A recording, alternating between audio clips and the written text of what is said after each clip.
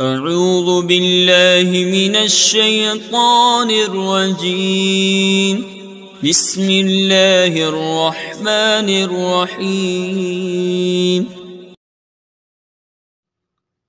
الحمدللہ رب العالمین والصلاة والسلام علی سید الانبیاء والمرسلین اما بعد فاعوذ باللہ من الشیطان الرجیم بسم اللہ الرحمن الرحیم الصلاة والسلام علیکہ یا سیدی یا رسول اللہ وعلی آلکہ و اصحابکہ یا سیدی یا حبیب اللہ۔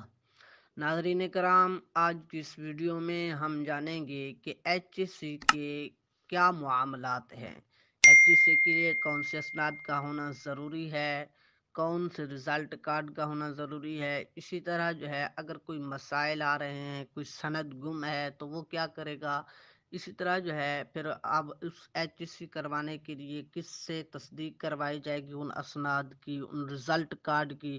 تو اب اس کے لیے یہ آج کی پوری ویڈیو کے اندر ہم ایچ ایس سی کے تمام مراحل کے بارے میں گفتگو کریں گے کہ کون کون سی چیزیں ایچ ایس سی کروانے کے لیے ضروری ہیں، اور اس میں کون سے رزلٹ کارڈ، کون سی اسناد ان کو بھیجی جائیں گی، اور اس کے کیا اخراجات ہیں، اس کی مکمل تفصیل آج کی اس ویڈیو میں جانیں گے۔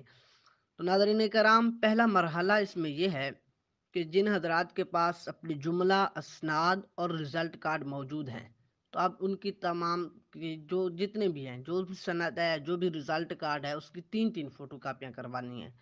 رزلٹ کارڈ سے مراد یہ ہے کہ دیکھیں، جس طرح عام سال اول، عام سال دوم، خاصہ سال اول، خاصہ سال دوم، عالیہ سال اول، عالیہ سال دوم، عالمیہ سال اول، عالمیہ سال دوم، تو یہ رزلٹ کارڈ کے اندر آتے ہیں۔ ان تمام کے رزلٹ کارڈ کی تین فوٹو کاپیاں کروانی ہیں۔ اسی طرح اسناد میں عامہ، خاصہ، عالیہ اور عالمیہ، ان کی بھی تین فوٹو کاپی کروا لینی ہے۔ اب آپ کے پاس 4 سیٹ بن جائیں گے، 3 سیٹ ہوں گے فوٹو کاپیوں کے اور 1 ہو جائے گا اصل کا۔ اسی طرح 6 عدد اپنے شناختی کارڈ کی فوٹو کاپیاں کروا لینی ہیں، اور 1 عدد والد صاحب کی شناختی کارڈ کی فوٹو کاپی کروا لینی ہے، اور 4 عدد پاسپورٹ سائز تصویریں بھی ہوں۔ اب جن کے پاس کوئی سند یا رزلٹ کا کارڈ گم ہے، جتنے موجود ہیں ان کی فوٹو کاپیاں ضرور کروا لیں۔ اب جنہوں نے فوٹو کاپیاں کروا لی ہیں، اور اب جو مسائل بیان ہو رہے ہیں کہ ان میں سے اگر کوئی مسئلہ درپیش آ رہا ہے تو اس کے مطابق آپ کام کیجیے گا۔ ایچ ایس سی والے فارم کو اپنے دورہ حدیث والے ناظم جامعہ سے سائن کروا کے اس کی بھی تصویر بنا لینی ہے، اور نمبر 1 والا فارم تو ہر بندہ ہی سائن کروائے گا۔ اسی طرح جنہوں نے کنز المدارس سے شہادت العالمیہ اس سال کیا ہے، اب وہ چاہتے ہیں کہ ارجنٹ رزلٹ کارڈ اور اسناد نکلوا لیں، تو ارجنٹ اسناد اور رزلٹ کارڈ والے فارم پر دورہ حدیث والے جو ناظم جامعہ ہیں ان کے دستخط اور مہر لگوا لیں۔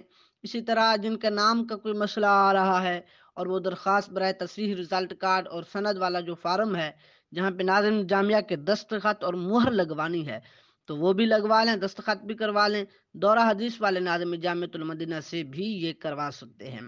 اسی طرح جہاں پاس کیا ہے، یعنی جہاں پر آپ نے امتحانات دیے ہیں، وہاں سے بھی آپ تصدیق کروا سکتے ہیں اور وہاں سے مہر وغیرہ لگوا سکتے ہیں۔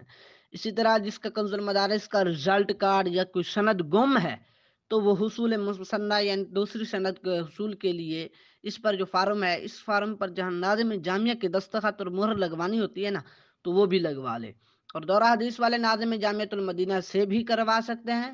اسی طرح جہاں پر انہوں نے امتحانات دیے ہیں اس سینٹر والے جو ناظم جامعہ ہیں وہاں سے بھی کروا سکتے ہیں۔ ان میں سے جس کا جو مسئلہ ہوگا وہ اسی کے مطابق کام کر لے، جس کا کوئی مسئلہ نہیں ہے تو اسے سائن کروانے کی اضافی اس میں کوئی حاجت نہیں ہے۔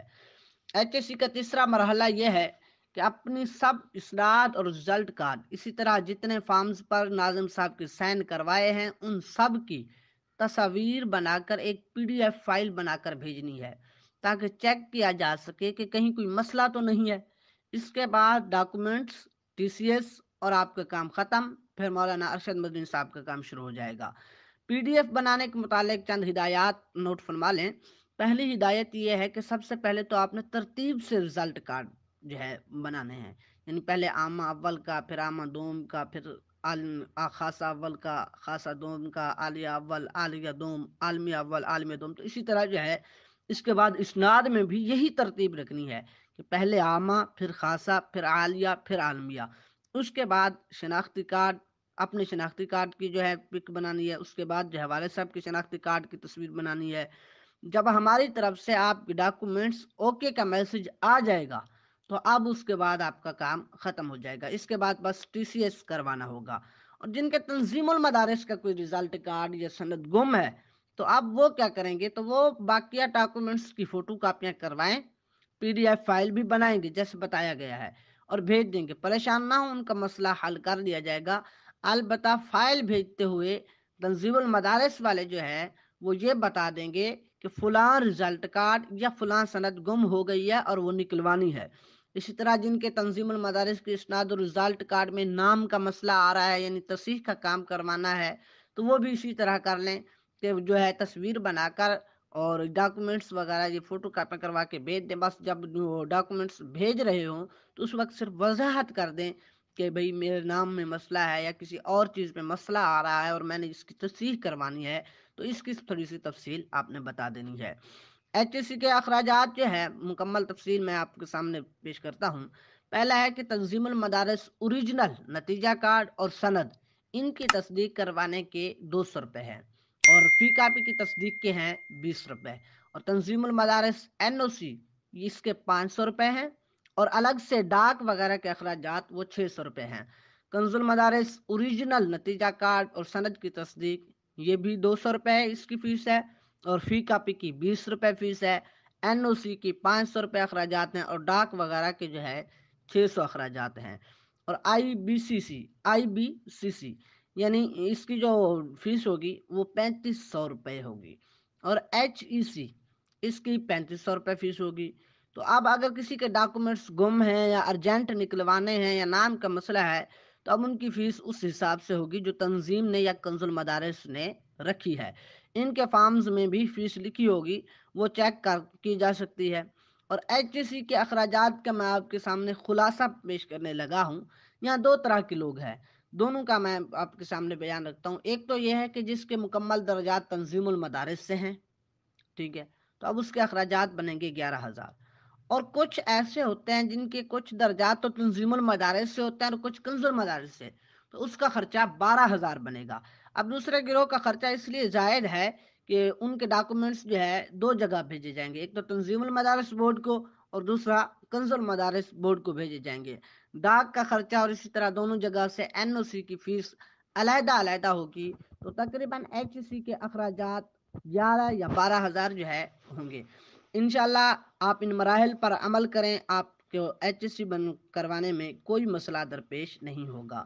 جزاکم اللہ خیرن کثیرہ. اللہ تعالی ہمیں علم نافع عطا فرمائے، آمین بجاہ خاتم النبیین صلی اللہ تعالی علیہ وآلہ وسلم.